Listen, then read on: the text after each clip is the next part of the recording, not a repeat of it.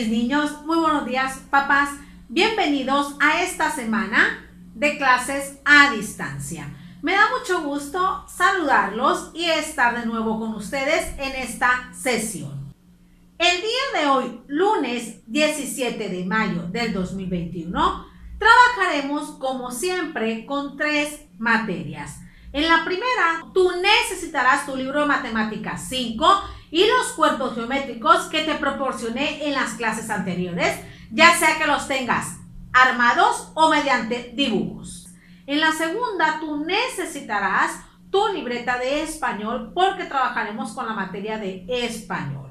En la tercera actividad, estaremos trabajando con tu materia de formación cívica y ética, por lo que tú necesitarás tu libreta. Reúne todo tu material para que no te me distraigas. Si tienes alguna duda, no te preocupes, mándame mensaje y yo te ayudo sin ningún problema. Las evidencias deben tener tu nombre, fecha, título e instrucciones y estar escrita de manera limpia y clara para podértelas calificar. Deseo que tu inicio de semana sea excelente. Échale muchísimas ganas. Yo sé que esta situación no es fácil, pero si tú te esfuerzas y le echas ganas, vas a salir adelante. Estoy muy orgullosa de ser tu maestra porque te has esforzado al máximo. Sigue así. Bueno, sin más que decir, vamos a comenzar con la clase. Te deseo mucha suerte.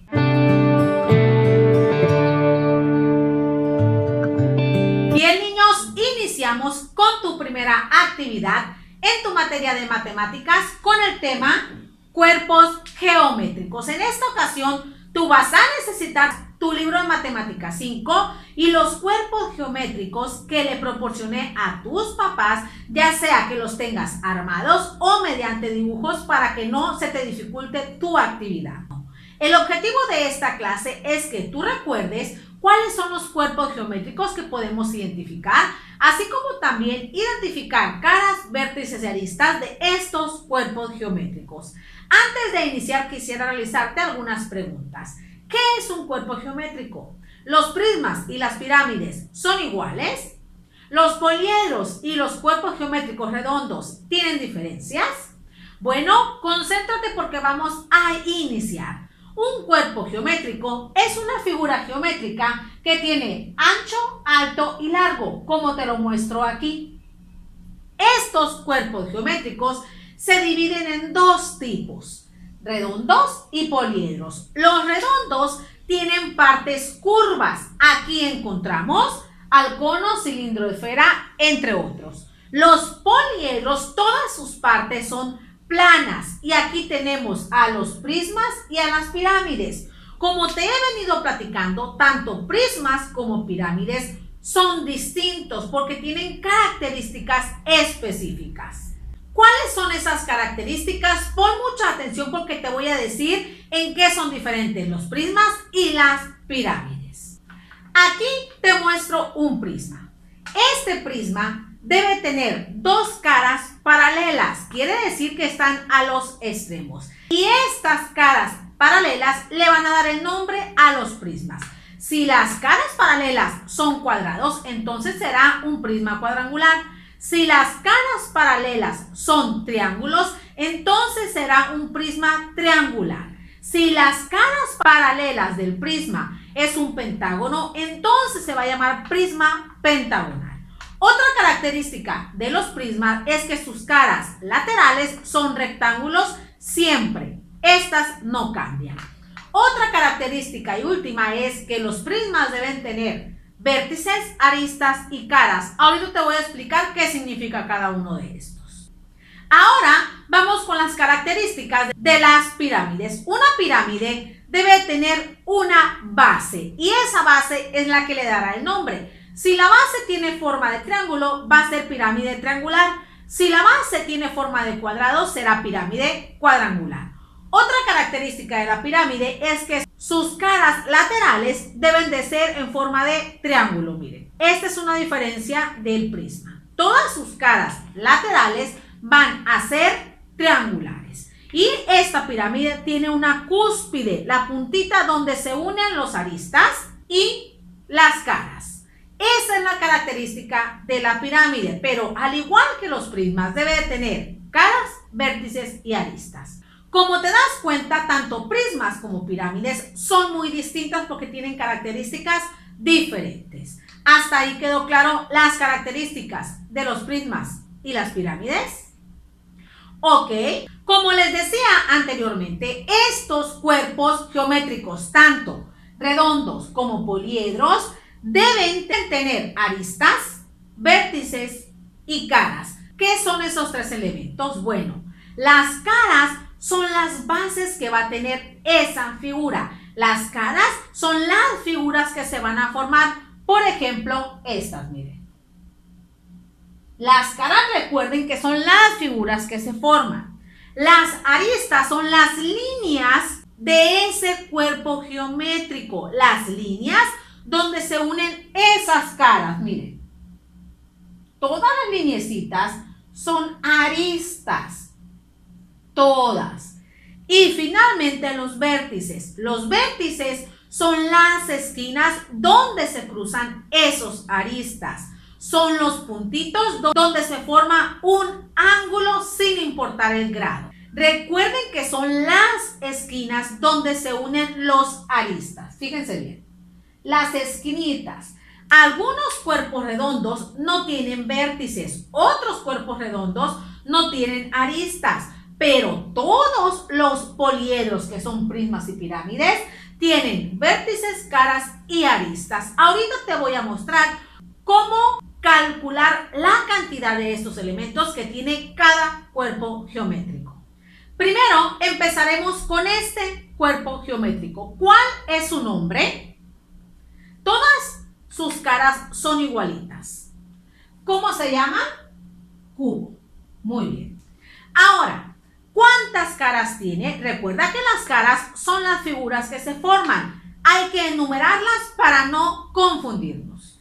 1, 2, 3, 4. Esa ya la marcamos. Nos vamos por la otra.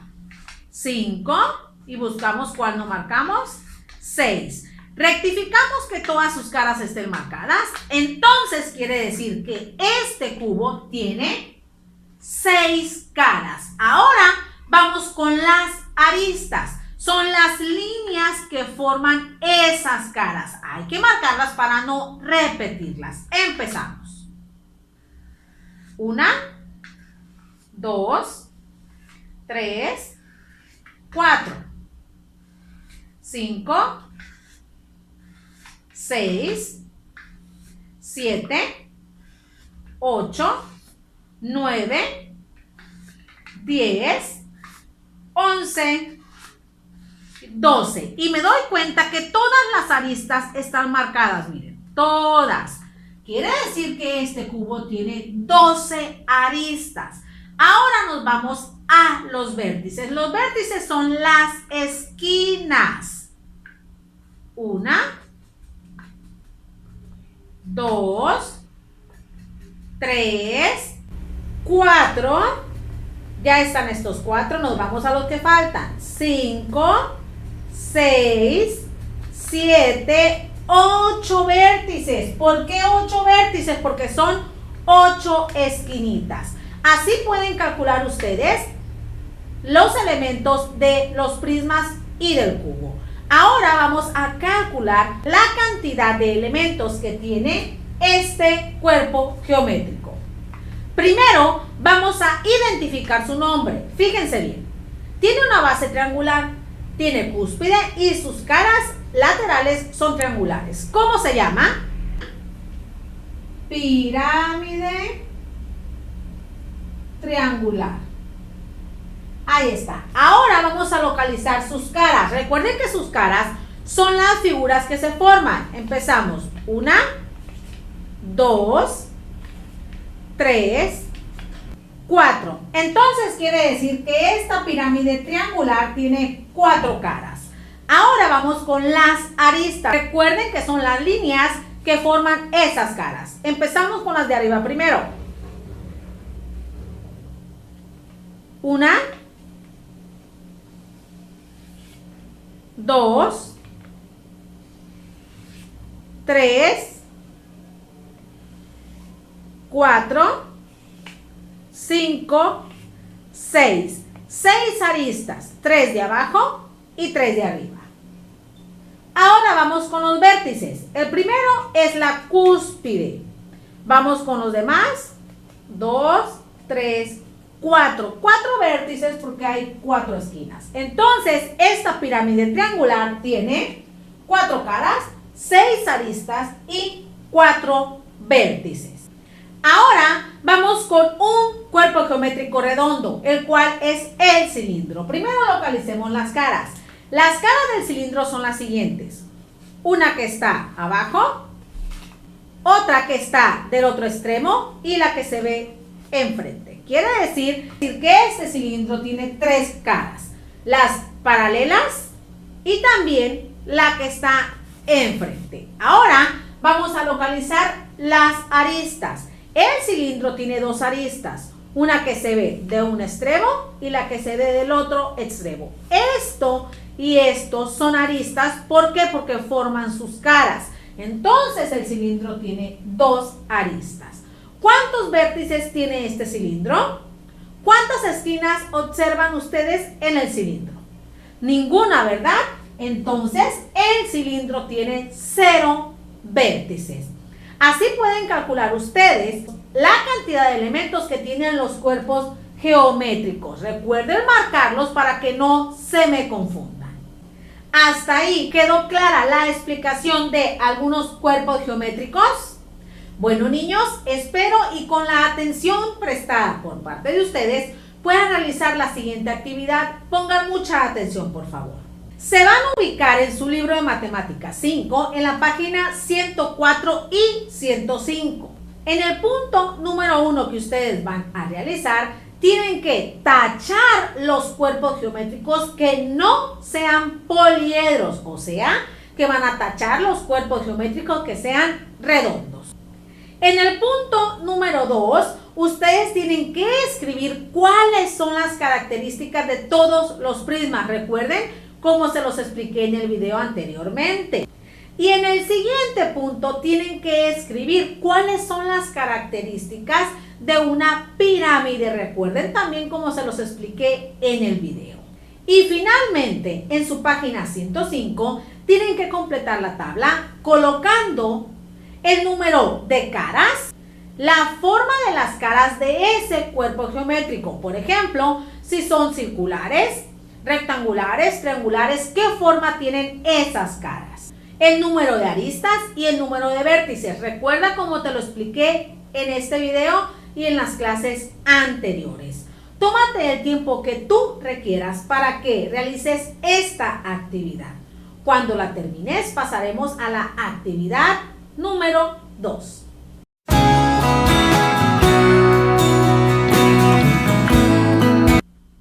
Excelente, niños, vamos por tu actividad 2 en tu materia de español con el tema diálogos en un guión de teatro. El objetivo de esta clase es que tú identifiques cómo escribir diálogos en un guión de teatro basado en cuentos, leyendas o fábulas. Para esta ocasión, tú necesitarás tu libreta de español. Antes de iniciar la explicación, quisiera realizarte algunas preguntas. ¿Qué es un diálogo? ¿Por qué son tan importantes los diálogos en un guión de teatro? ¿Cómo se identifican los diálogos? Bueno, hay que concentrarnos porque comenzamos con la explicación de este tema. Todas las obras de teatro y el guión de teatro deben tener diálogos, porque estos hacen que la obra de teatro se vea de forma natural y que no se vea forzada. Pero, ¿qué son los diálogos? Los diálogos son la parte más importante del guión de teatro. Estos diálogos son las conversaciones o pláticas entre los personajes, sin necesidad de que haya un narrador. En estos diálogos se expresa lo que dice el personaje así tal cual. No se cambia nada. Con las palabras que el personaje lo dijo, así se escriben en los diálogos. Un diálogo es muy importante ya que este nos indica cuando habla algún personaje y este diálogo debe estar escrito en primera persona. ¿Qué significa primera persona? Significa que son las palabras que dijo ese personaje sin cambiar nada. Como les decía, tiene que estar escrito así como lo expresó la persona que va a participar en la obra de teatro. Por ejemplo, aquí te tengo un diálogo. Mamá, hola, ¿cómo estás? Hija, bien, ma. ¿Y tú? Este es un diálogo. Si tú lo observas, es una conversación de cada personaje. Es una plática que tienen dos personajes y este se escribió así tal cual como los personajes lo expresaron en primera persona. Para identificar un diálogo en el guión de teatro, debe iniciar con el nombre del personaje, posteriormente agregar 2 puntos y después escribir la conversación de esos personajes, como el ejemplo que les acabo de proporcionar. Si nos fijamos, primero está el nombre del personaje, después los 2 puntos y la conversación. Nombre del personaje, 2 puntos y la conversación. Así se estructura un diálogo. Debe tener estos elementos y bien identificados para que se pueda estructurar de manera correcta. Nosotros, como escritores, podemos transformar un cuento, una leyenda o una fábula en un guión de teatro, cambiándolo o modificándolo a primera persona. ¿Cómo creen ustedes que podamos nosotros cambiar ese cuento escrito en tercera persona a un guión de teatro y escribirlo en primera persona? Yo se los voy a explicar, pero pongan muchísima atención. Un cuento, una leyenda o una fábula siempre tiene un narrador. Entonces, para convertir este cuento, esta leyenda o esta fábula en guión de teatro, tenemos que quitarle el narrador y convertirlo a diálogos. Aquí tenemos una parte del cuento de la Cenicienta. Fíjense bien cómo está en tercera persona. Querida, ¿por qué lloras? Tú no mereces estar triste, dijo el hada madrina. Soy muy desdichada. Mi madrastra no me ha permitido ir al baile del palacio, mencionó Cenicienta, llorando desconsolada. Si nos fijamos, está escrito en tercera persona porque se utilizan las palabras dijo y mencionó. No está redactado así tal cual lo dijo cada personaje. Cuando nosotros este cuento narrado en tercera persona lo queremos convertir a un guión de teatro estructurado en diálogos en primera persona, tenemos que hacer lo siguiente. Primero, tenemos que colocar el nombre del personaje. Después tenemos que colocar 2 puntos y finalmente tenemos que colocar lo que dijo el personaje. Por ejemplo, aquí la hada madrina, ¿qué dijo? Querida, ¿por qué lloras? Tú no mereces estar triste. Si se fijan, nosotros escribimos hasta aquí. Esto se va a omitir porque lo cambiamos a primera persona. Ahora vamos a cambiar lo que está escrito de Cenicienta a primera persona. Primero tenemos que colocar el nombre del personaje, 2 puntos. Posteriormente tenemos que colocar lo que dijo Cenicienta. ¿Qué dijo Cenicienta? Soy muy desdichada. Mi madrastra no me ha permitido ir al baile del palacio. Ahí está. Lo demás no lo vamos a escribir como diálogo. ¿Por qué? Porque esto está escrito en tercera persona. Lo que sí podemos agregar aquí son acotaciones. Porque dice que Cenicienta está llorando desconsolada. Entonces, esto no se va a decir en la obra de teatro, pero sí lo tienen que actuar. Recuerden que las acotaciones son indicaciones. Entonces, si colocamos en paréntesis esto, llora Cenicienta desconsolada, Cenicienta tiene que llorar así como lo decía el cuento. Pero no va a decir Cenicienta, ay, voy a llorar desconsolada. No. Entonces lo tienen que colocar entre paréntesis para indicar que es una acotación, una indicación que se tiene que actuar. Entonces, niños, así nosotros podemos transformar un cuento en un guión de teatro utilizando diálogos. Recuerden que este cuento estaba escrito en tercera persona y nosotros lo modificamos a primera persona. ¿Cómo? Colocando el nombre del personaje, 2 puntos, y lo que dijo el personaje. Nada más. Omitimos esto que dijo el hada madrina, porque eso significa que está escrito en tercera persona. Y también agregamos acotaciones, porque las acotaciones nos dicen alguna indicación que se tiene que actuar y no decirlo, ¿sale? Hasta ahí vamos bien. Fíjense cómo nosotros modificamos este cuento y lo convertimos a un guión de teatro mediante diálogos. Recuerden que los diálogos son conversaciones entre los personajes, así como ellos lo dicen. Como te das cuenta, en el guión de teatro un diálogo es muy importante, ya que este permite que la obra de teatro se actúe de manera natural y que ésta no se vea forzada. Por eso tiene mucha importancia que los diálogos estén redactados en primera persona y estén redactados de manera adecuada. Recuerden también que estos diálogos permiten que la obra esté bien organizada y que los personajes sepan el momento en que les toca actuar. También estos diálogos permiten que la historia se entienda y que no esté desorganizada.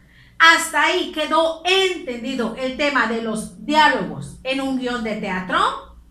Bueno, espero y con este video puedas realizar tu segunda actividad que te muestro a continuación.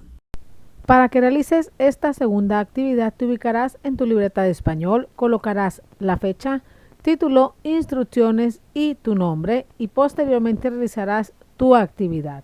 Vas a leer el siguiente fragmento y lo vas a transformar a un guión de teatro utilizando diálogos y acotaciones como te lo expliqué en el video. Tómate el tiempo que tú requieras para que realices esta actividad y concéntrate.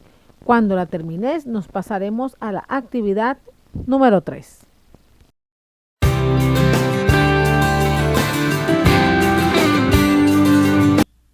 Bien, niños, continuamos con las clases con tu actividad número 3 en tu materia de formación cívica y ética con el tema resolución pacífica de los conflictos. El objetivo de esta clase es que tú identifiques qué es un conflicto y cómo podemos solucionar estos conflictos de manera pacífica. Antes de iniciar la clase, quisiera realizarte algunas preguntas. ¿Has tenido algún conflicto con alguna persona? ¿Cómo lo solucionas? ¿Qué significa solucionar conflictos de manera pacífica? Muy bien, entonces concéntrate porque vamos a iniciar. ¿Qué es un conflicto? Un conflicto es algo que surge de manera natural entre las personas cuando nos relacionamos. Un conflicto surge cuando las opiniones o intereses entre las personas son diferentes u opuestos. Es cuando la persona no se pone de acuerdo con otra. Un conflicto es un desacuerdo entre las personas por la oposición de ideas. En algunas ocasiones, las personas suelen solucionar estos conflictos de manera violenta y en casos contrarios se solucionan de manera sana y pacífica, que es lo correcto. Como les decía, estos conflictos surgen de manera natural porque no todas nuestras ideas son iguales a las de las demás personas. Pero, ¿cómo podemos solucionar estos conflictos de manera pacífica? ¿Qué significa de manera pacífica? Que esos conflictos se pueden solucionar de manera respetuosa, creativa y no violenta. Eso significa solucionarlos de manera pacífica. Para esto nosotros podemos tomar acuerdos. Y para tomar estos acuerdos, ¿qué técnicas podemos utilizar para solucionar estos conflictos de manera adecuada? Ahorita te voy a recomendar 3 técnicas que tú puedes utilizar cuando tienes un conflicto y que lo quieres solucionar de manera sana y pacífica sin utilizar la violencia. ¿Sale? La primera técnica que tú puedes utilizar se llama el diálogo. ¿Qué es el diálogo? El diálogo es cuando la persona expresa a alguien su punto de vista, pero de manera respetuosa y cooperativa sobre lo que tú estás sintiendo o pensando. Por ejemplo, mi hermano me comentó que no le gusta cómo le doy las indicaciones en casa. Por lo tanto, los dos llegamos a un acuerdo de que nos vamos a pedir las cosas de manera amable. Eso es un ejemplo de diálogo. ¿Por qué? Porque un hermano le está comentando al otro lo que no le gusta. Entonces, mediante el diálogo llegaron a la solución de ese conflicto de manera sana y pacífica. Se los repito, el diálogo es cuando la persona le expresa su punto de vista a otra persona sobre lo que está sintiendo o pensando, pero de manera respetuosa y de manera cooperativa. Les di el ejemplo de que un hermano le comentó a otro que no le gustaba cómo le daba las indicaciones. Entonces, ambos hermanos llegaron a la conclusión de que se pedirán las cosas de manera amable. Eso es el diálogo, cuando se conversa sobre lo que se siente y poder solucionar ese conflicto. La segunda técnica que tú puedes utilizar para solucionar un conflicto de manera pacífica es la mediación. ¿Qué es la mediación? La mediación es cuando una persona ajena al problema interviene para ayudar a solucionar ese conflicto. Cuando una persona que no está involucrada en ese problema llega, ¿para qué? Para ayudar con la solución del conflicto que se está manifestando en ese momento. Les daré el siguiente ejemplo. Pablo y Jesús no se ponen de acuerdo para decidir qué película verán en la tarde y se están hablando muy fuerte con palabras altisonantes. Entonces piden ayuda a su mamá. ¿Para qué? Para que los apoye y llegar a la solución del conflicto y tomar un acuerdo que le convenga a los dos.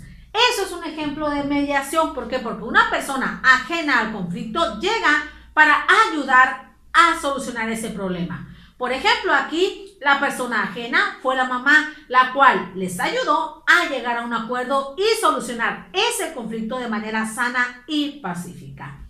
La tercera técnica que puedes tú utilizar para solucionar un conflicto es la negociación. ¿Qué significa la técnica de negociación? En esta se buscan soluciones al conflicto. Ambas partes deben ceder y tener disposición. ¿Para qué? Para que la idea se cambie un poquito y que ambos salgan beneficiados. Les daré un ejemplo. Mi mamá nos pidió que en lo que ella realiza la comida, yo acomode mi cuarto y mi hermano acomode la mesa. Aunque a nosotros no nos agrada realizar esas actividades, aceptamos para llegar a un acuerdo. ¿Entendido?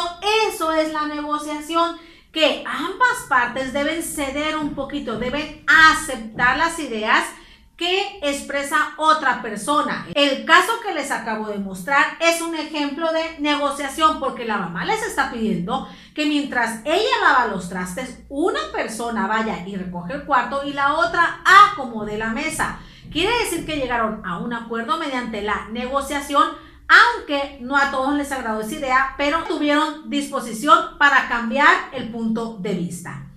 Estas son las 3 técnicas que tú puedes utilizar para llegar a una solución del conflicto de manera sana y pacífica. En algunas ocasiones las personas no controlan distintas situaciones, por lo que la solución de ese conflicto no se da de manera pacífica. Muchas veces eso dependerá de los valores que inculquen en casa. ¿Por qué? Porque en algunas ocasiones una persona puede estar viviendo violencia, entonces así ella soluciona los conflictos fuera de casa. Por lo que nosotros podemos empezar desde ahorita a solucionar conflictos de manera sana y pacífica con estas técnicas, o incluso hay otras técnicas que tú puedes utilizar para que puedas llegar a la solución de cualquier situación de manera cooperativa y creativa. Como pueden observar, niños, para llegar a la solución de un conflicto tenemos que implementar valores, respetarnos, llegar a acuerdos de manera creativa, de manera pacífica, ya que el respetarnos contribuye a cuidar la integridad y la dignidad de las personas. Por eso hay que solucionar nuestros conflictos respetando las ideas de los demás y utilizando algunas de las técnicas que les acabo de mencionar. Hasta ahí queda claro el tema sobre la solución de conflictos de manera pacífica. Quedaron claras las tres técnicas que podemos utilizar, que es la de diálogo, mediación y negociación, con los ejemplos que les mostré. Bueno, espero este video te pueda ayudar para que realices tu siguiente actividad. Concéntrate, por favor.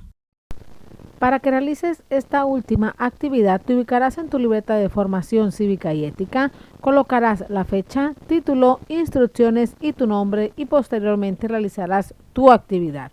Tendrás que leer cada uno de los casos y escribir la técnica que se está utilizando para solucionar el conflicto, ya sea mediación, negociación o diálogo. Recuerda los ejemplos que te proporcioné en el video. Tómate el tiempo que tú requieras para que realices esta última actividad. Muy bien, niños, han llegado a la parte final de su clase. Muchas gracias por haber escuchado atentamente este video. Espero todas estas explicaciones te puedan apoyar para que realices tus actividades. Recuerda que las evidencias las espero en el transcurso del día. No te estreses porque tienes todo el tiempo necesario para que tú las realices. Te mando un abrazo y un beso de parte de tu maestra que espera verte muy pronto. Cuídate mucho, nos vemos el día de mañana. Bye.